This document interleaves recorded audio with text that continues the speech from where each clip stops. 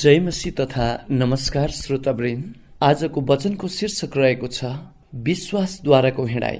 म सर्वप्रथम पवित्र बाइबल धर्मशास्त्रको दोस्रो कोरिन्थीको पुस्तक 5 अध्यायको 7 पद र 16 पद पढेर सुनाउँदछु। धर्मशास्त्रको यस खण्डमा यस प्रकारले लेखिएको छ, किनकि हामी विश्वासद्वारा हिँड्दछौँ, देखिने कुराहरूको आधारमा होइन। 16 पद, यसरी अब उपरान्त हामी कसैलाई मानिसको दृष्टिकोणले हेर्दैनौँ।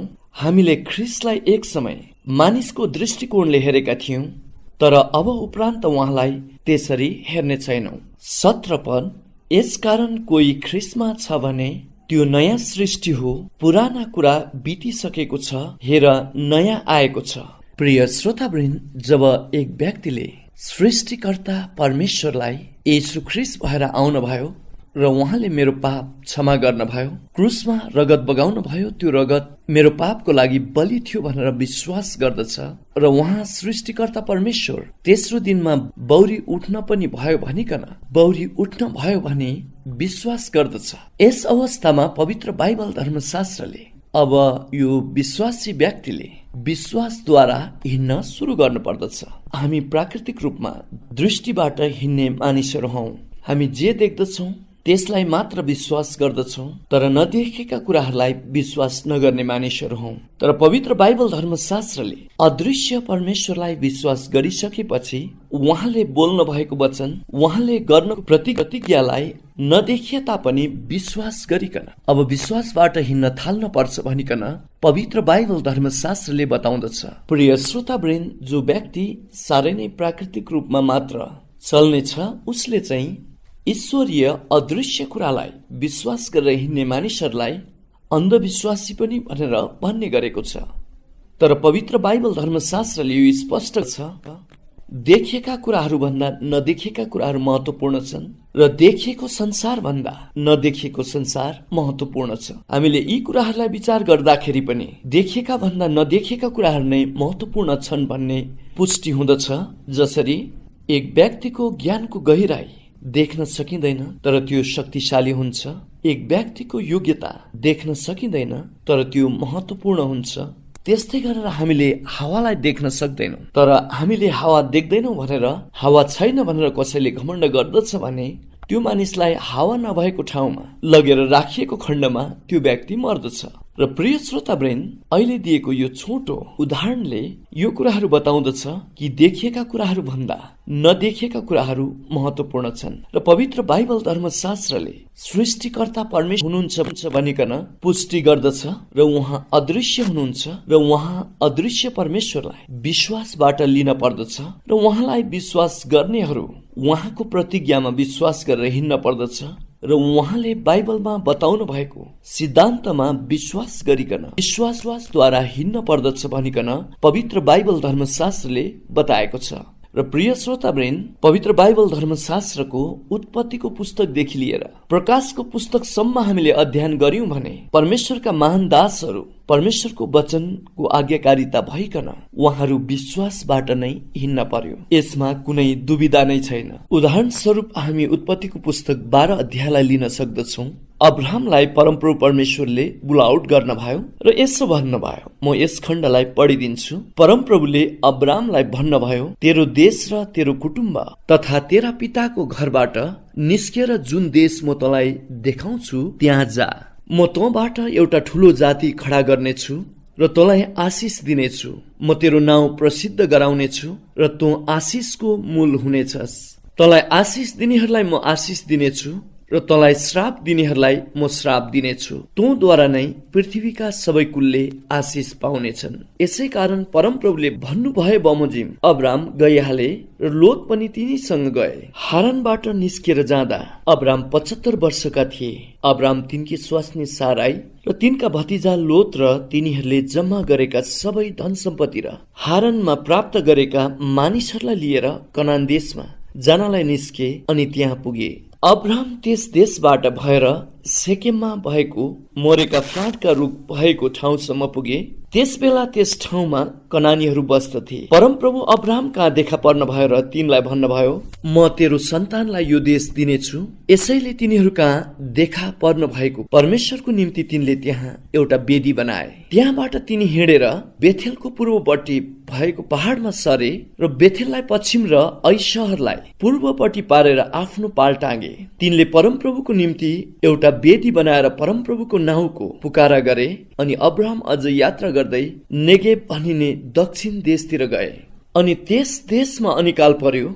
अनिकाल तीव्र भएको हुनाले अब्राहम मिश्र देशमा प्रवास गर्नलाई गए। प्रिय श्रोतावृन्द, अब्राहम र साराईलाई परमप्रभु परमेश्वरले आफ्नो ठाउँ छोडेर अन्य ठाउँ जानको लागि भन्नुभयो। उहाँले परमप्रभु परमेश्वरको आज्ञालाई सिरोपर गर्न भइकन त्यस ठाउँ छोडेर उहाँहरू जानुभयो र उहाँहरू जान भएको ठाउँमा त त्यहाँ अनिकाल पर्यो। उहाँहरूलाई बस्नको लागि गाह्रो भयो। त्यसपछि उहाँहरू त मिश्र देशतिर लाग्न भयो भनिकन अघि भर्खरै हामीले उत्पत्तिको पुस्तक 12 अध्यायको 10 पदलाई अध्ययन गर्यौं। प्रिय श्रोतावृन्द, जब परमप्रभुको प्रतिज्ञा अब्राहममाथि आयो र तुरुन्तै अब्राहम गुलाबको फूलको बिस्तारामा सुत्न पाउन भएन। उहाँको दाहिने हातमा लड्डु थिएन र देब्रे हातमा पैसाको बिटाहरू थिएन। उहाँलाई परमप्रभु परमेश्वरको प्रतिज्ञा आएपछि त समस्या पनि सुरु भयो। यहाँ हामीले देख्दछौँ अब्राहमलाई जानु भनेको देशमा उहाँ जानु हुँदाखेरि त त्यहाँ अनिकाल पर्यो र शरणको लागि उहाँ मिश्र देशतर्फ उक्लन पर्यो। प्रिय श्रोतावृन्द, अब्राहमले यस समयमा परमेश्वरको प्रतिज्ञालाई समात्नु भएर विश्वासद्वारा हिँड्न पर्यो। यदि उहाँ विश्वासबाट नहिँड्ने व्यक्ति हुनुहुन्थ्यो र परमेश्वरको प्रतिज्ञालाई उहाँले वास्ता नगर्ने व्यक्ति हुनुहुन्थ्यो भने अब्राहमले परमप्रभुबाट सुनेको कुरा यो ठिक थिएन होला, मैले बसाई सराई गर्नु ठूलो गल्ती गरेछु भन्ने अब्राहमको हृदयमा पर्न सक्दथ्यो। तर प्रिय श्रोतावृन्द, दोस्रो कोरिन्थीको पुस्तक 5 अध्यायको 7 पदलाई हामीले अध्ययन गरे जस्तो नै हामी दृष्टिबाट होइन तर विश्वासबाट हिँड्दछौँ भनिकन त्यहाँ लेखिएको छ। र परमेश्वरलाई धन्यवाद होस्, अब्राहमको विश्वासलाई धन्यवाद होस्। उहाँले त्यो परिस्थितिमा हरेस खान भएन तर परमेश्वरको प्रतिज्ञा जहिले पनि पूरा हुन्छ भन्ने दृढ विश्वास साथ अब्राहम विश्वासद्वारा हिँड्न भयो, जुन कुराको कारण अब्राहम पछि गएर साह्रै नै आशिषित हुन भयो र अब्राहमको सन्तानलाई परमप्रभु परमेश्वरले त्यो देश र त्यो भूमि दिन भयो। प्रिय श्रोतावृन्द, यदि अब्राहमले विश्वासद्वारा हिँड्न भएको थिएन भने परमप्रभु परमेश्वरको प्रतिज्ञा उहाँको जीवनमा उहाँको परिवारमा पूरा हुन सक्ने थिएन। भनिन्छ परमेश्वरको प्रतिज्ञालाई टुसारोले मार्न सक्दैन, त्यस्तै गरेर उहाँको इच्छालाई संकष्टले दबाएर राख्न सक्दैन। अब्राहम विश्वास मार्फत हिँड्न भएको कारण परमप्रभु परमेश्वरले आफ्नो राज्य अब्राहम मार्फत सुरु गर्न भयो। त्यसै कारण धेरैपल्ट उहाँले आफ्नो नाउँ अब्राहमका पिता, इसाकका पिता र याकुबका पिता भनेर लिन भयो। प्रिय श्रोतावृन्द, यस्तै घटना हामी दाउदको जीवनमा पनि देख्दछौँ। परमप्रभु परमेश्वरले दाउदको हृदय ठिक पाउन भयो, तसर्थ घमण्डको कारण पतन हुँदै गरेको साउललाई छोडिदिन भयो र दाउदलाई इजरायलको राजा अभिषेक गर्नको लागि शमूएललाई पठाउन भयो। शमूएल आउन भइकन दाउद गोठाला काम गरिरहेको समयमा शमूएलले दाउदलाई इजरायलको राजा अभिषेक गर्न भयो र घटना परिस्थिति अनुसार बिस्तारै बिस्तारै गरेर दाउदलाई दरबारसम्म पुर्याउन भयो र दाउदले मनमा सम्झिराख्नु भएको थियो होला, मलाई शमूएल अगमवक्ता आउन भइकन इजरायल देशको राजा अभिषेक पनि गर्न भएको छ र म घटनाक्रम वा परिस्थिति अनुसार दरबारमा पनि आइपुगेको छु, अब म सिधै गएर सिंहासनमा बस्छु होला। तर प्रिय श्रोतावृन्द, दाउदले सोच्नु भएको जस्तो वा कुनै मानिसले आफ्नो विषयमा सोचे जस्तो यस प्रकारले कामहरू भएन। दाउद दरबारसम्म त पुग्न भयो, तर त्यसपछि साउलले दाउदलाई नराम्रोसँग सतावट गरेको कारणले गर्दा उहाँ जंगल भागेर हिँड्न पर्यो। त्यस समय दाउदले सोचिराख्नु भएको थियो होला, म जंगलमा नै भेडा गोठाला थिएँ, म आखिर जंगलमा नै फर्केर आएर लुक्न पर्यो। र परमप्रभु परमेश्वरले शमूएल अगमवक्ता मार्फत गर्नु भएको प्रतिज्ञा चाहिँ के हुन्छ होला भन्ने यस प्रकारको कुरा दाउदमा खड्किराखेको हुन सक्दछ। तर प्रिय श्रोतावृन्द, विश्वासको धनी दाउदले परमप्रभु परमेश्वरमा कहिले पनि शंका गरेनन्। उहाँले कुनै पनि परिस्थितिमा परमप्रभु परमेश्वरबाट हरेस पनि खान भएन र लगातार विश्वासबाट हिँडिराख्न भयो। परमप्रभु परमेश्वरले अगमवक्ता शमूएल मार्फत गर्नुभएको प्रतिज्ञालाई उहाँले पर्खेर परमेश्वरको वचनबाट बाहिर ननिक्लिकन उहाँ रहिराख्नु भयो, जसको परिणाम स्वरूप उहाँ इजरायलको राजा भएर नै छोड्नु भयो र इजरायलको राजा हुनको लागि साउललाई आफ्नै हातबाट मारिकन वा साथीहरूको हातबाट मारिकन इजरायलको राजा हुनको लागि पनि उहाँलाई मौका मिलेको थियो। तर उहाँले लगातार सृष्टिकर्ता परमेश्वरलाई पहिलो स्थानमा राख्न भइकन म परमेश्वरको अभिषिक्त जनलाई कहिले पनि हात उठाउँदिन र कहिले पनि हात उठाउन दिन्न भन्ने यो दृढ विश्वास सहित कटिबद्ध रहन भएर उहाँ परम प्रभुको प्रतिज्ञाको वचन उहाँले पर्खि नै राख्न भयो, जसको परिणाम स्वरूप जब साउल र जोनाथन लडाईँमा मरे उहाँलाई इजरायलीहरूले इजरायल देशको राजा तुल्याए। दाउदले आफ्नो विश्वासमा हिँडिरहेको कारणले गर्दाखेरि परमप्रभु परमेश्वरको आशिष उहाँको जीवनमा आएर नै छोड्यो। प्रिय श्रोतावृन्द, परमेश्वरको दास दाउद विश्वासमा उहाँ लगातार हिँडि नै राख्नु भयो, जसको परिणाम स्वरूप परमप्रभु परमेश्वरले उहाँको जीवनमा काम गर्न सक्नु भयो। हामी दृष्टिबाट होइन तर विश्वासबाट हिँड्दछौँ। प्रिय श्रोतावृन्द, हामी यस्तै गरेर अर्को उदाहरण पनि लिन सक्दछौँ। जसरी दानियललाई परमप्रभु परमेश्वरले दर्शन दिनुहुन्थ्यो, सपना दिनुहुन्थ्यो र परमप्रभु परमेश्वरले दानियललाई भविष्यमा हुने कुराहरू बताउन पनि भएको थियो। दानियल परमप्रभु परमेश्वरको एक नजिकको मित्र जस्तो भएर उहाँसँगै हिँड्न पनि भएको थियो। यी सबै कुराहरू हुँदा हुँदै पनि दानियल सिंहको खोरमा फ्यालिन पर्यो, दानियल संकष्टमा भएर जान पर्यो। यद्यपि अगमवक्ता दानियलले संकष्ट देख्न भए तापनि उहाँलाई संकष्टमा मर्न चाहिँ दिन भएन र त्यो संकष्ट आउँदैछ भन्ने कुरा दानियललाई थाहा थियो, कारण उहाँसँगैका मन्त्रीहरूले दानियलको विरुद्धमा षड्यन्त्र गरेका थिए र दानियलले मूर्ति कुनै पनि हालतमा ढोक्दैन भन्ने कुरा उनीहरूले थाहा पाएर राजासँग उनीहरूले एउटा उर्दी निकाली मागे, जुन उर्दीमा तोकिएको समयमा कसैले मूर्ति नढोगेर प्रार्थना गर्दछ भने त्यो व्यक्तिलाई सिंहको खोरमा फालियोस् भनी उनीहरूले माग गरेको थिए र यो उर्दी निकालिएको पनि थियो।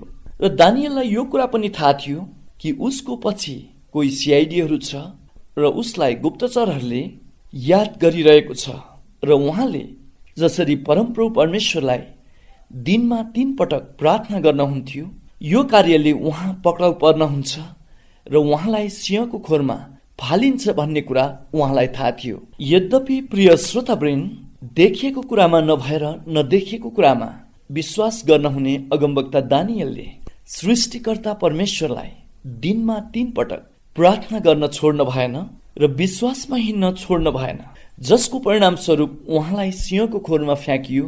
तर परमप्रभु परमेश्वरले आफ्ना दूतहरू पठाइकन सिंहको मुख भने बन्द राखिदिन भयो, जसको परिणाम स्वरूप यी षड्यन्त्र गर्ने मानिसहरूलाई नै राजाले त्यस खोरमा फाल्नको लागि हुकुम गर्नुभयो र ती सबै मानिसहरू मरे।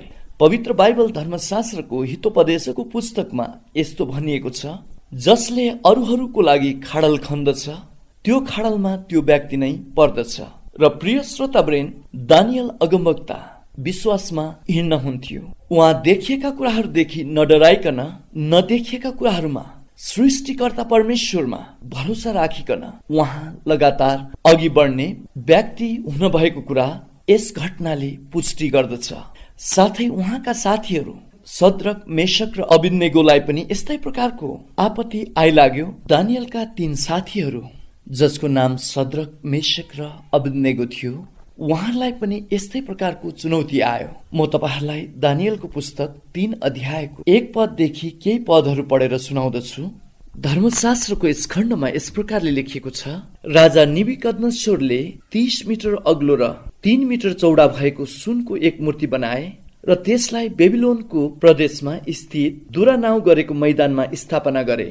त्यसपछि उनले त्यस मूर्ति अर्पण गर्नलाई प्रान्तका बडा हाकिम, इलाकाका अधिकारी, राज्यपाल, सल्लाहकार, कोषाध्यक्ष, उच्च न्यायाधीश, तल्लो अदालतका न्यायाधीश तथा सम्पूर्ण प्रान्तीय अधिकृतहरूलाई भेला गरे। यसकारण प्रान्तका बडा हाकिम, इलाका अधिकारी, राज्यपाल, सल्लाहकार, कोषाध्यक्ष, उच्च न्यायाधीश, तल्लो अदालतका न्यायाधीश तथा सम्पूर्ण प्रान्तीय अधिकृतहरू राजा नबुकदनेश्वरले खडा गरेको त्यस मूर्तिलाई अर्पण गर्न भेला भए र त्यसको अघि उभिए।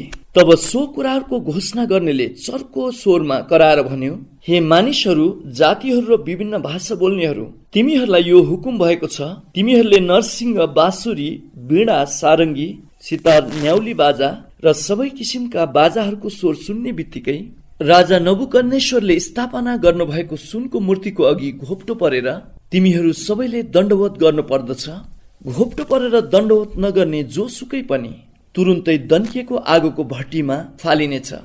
यसै कारण नरसिंह, बाँसुरी, वीणा, सारङ्गी, सितार, न्याउली बाजा र सबै किसिमका बाजाहरूको स्वर सुन्ने बित्तिकै विभिन्न भाषा बोल्ने जातिहरूको मानिसहरू सबैले घोप्टो परेर नबुकदनेश्वर राजाले स्थापना गरेको सुनको मूर्तिलाई दण्डवत गरे। यसै बेला केही ज्योतिषीहरू अघि सरेर यहुदीहरूको विरुद्धमा अभियोग लगाए।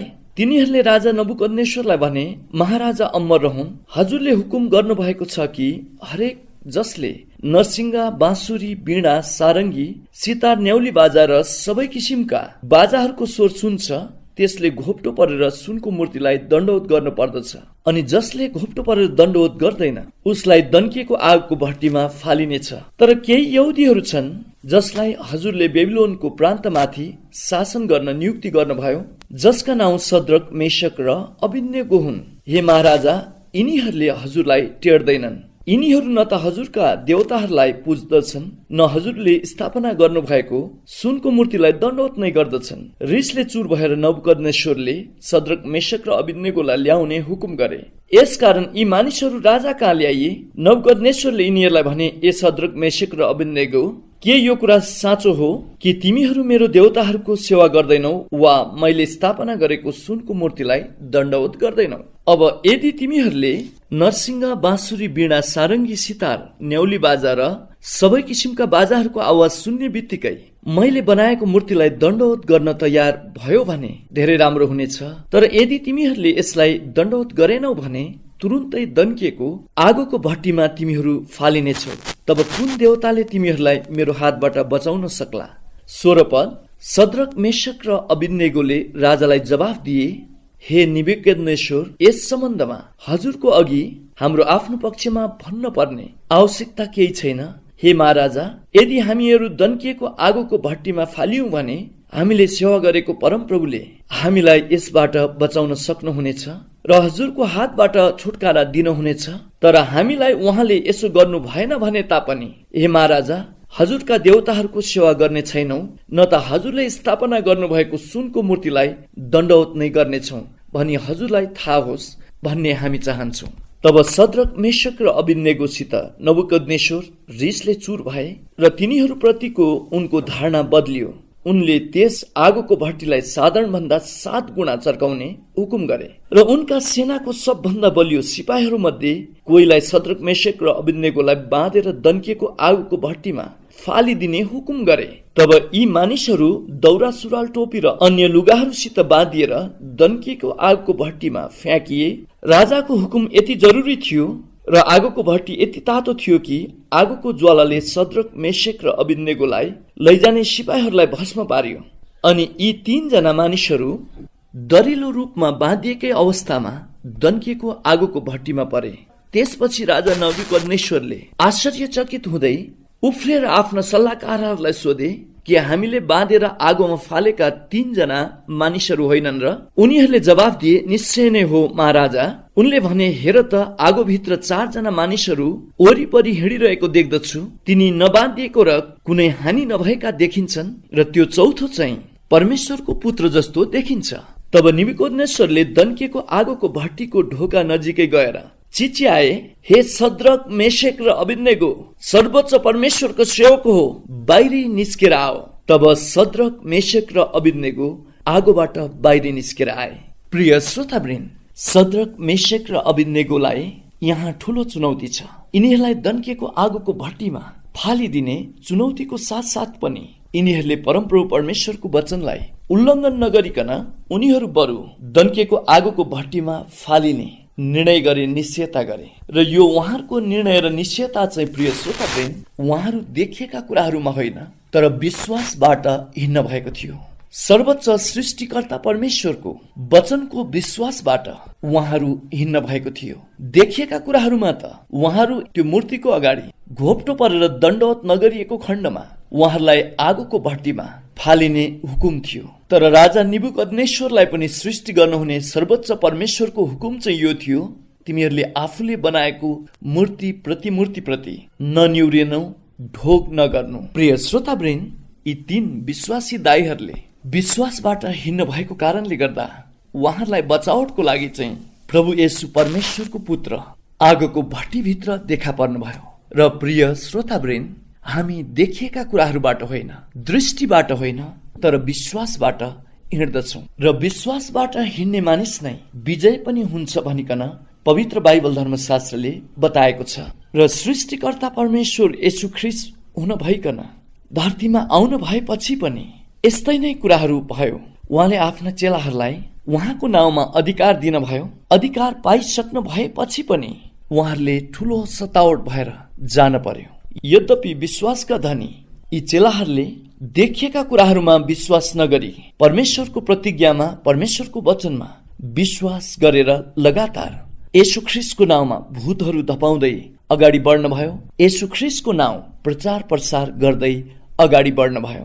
प्रभुका चेलाहरूले देखिएका कुरामा विश्वास गरेर हिँड्नु भएको यदि थियो भने उहाँहरूले प्रभुको काम कहिल्यै गर्न सक्नुहुन्थेन र परमेश्वरको राज्य संसारभरि विस्तार कहिले हुन सक्ने थिएन। तर प्रिय श्रोतावृन्द, प्रभु येशूका चेलाहरूले देखिएका कुरामा वा दृष्टिमा विश्वास नगरिकन, तर उहाँ सर्वोच्च परमेश्वर येशू ख्रीष्टले भन्नुभएका कुराहरूमा सारा सृष्टिमा गइकन सारा सृष्टिलाई सुसमाचार सुनाओ, पिता, पुत्र र पवित्र आत्माको नाउँमा बप्तिस्मा दियो भन्ने यी कुराहरूलाई पालन गर्दै विश्वासमा हिँड्न भएको कारणले गर्दा यी मानिसहरूलाई पछि गएर अरू मानिसहरूले यी मानिसहरू संसार उलटपुलट गर्ने मानिसहरू भनिकन संज्ञा दिए। प्रिय श्रोतावृन्द, तपाईँ र मलाई पनि यी परमेश्वरका दासहरूले जस्तै विश्वासबाट हिँड्न पर्छ भनिकन बाइबल धर्मशास्त्रले बताएको छ।